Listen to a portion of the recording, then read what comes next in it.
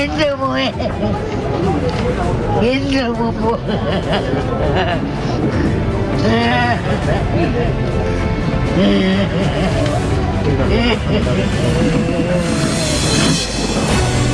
കേരളം മറക്കാത്ത ദൃശ്യങ്ങളാണിവ. മണ്ണിനും മനുഷ്യനും നാടിന്റെ മോചനത്തിനും വേണ്ടിയുള്ള പോരാട്ടത്തിലെ വാരിക്കുന്തമായിരുന്നു V S Achuthanandan. V S കഥാവശേഷനാകുമ്പോൾ ഒരു കാലഘട്ടം അവസാനിക്കുകയാണ്.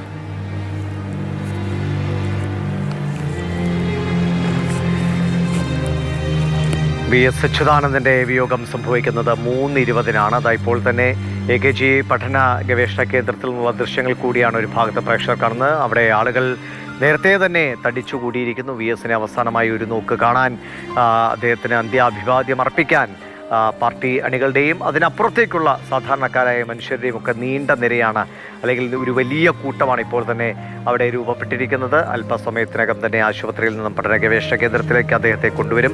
ആശുപത്രിയിൽ അതിനായുള്ള നടപടിക്രമങ്ങൾ അതിൻ്റെ ഒരു അവസാന ഘട്ടത്തിലേക്ക് എത്തി നിൽക്കുകയാണ്.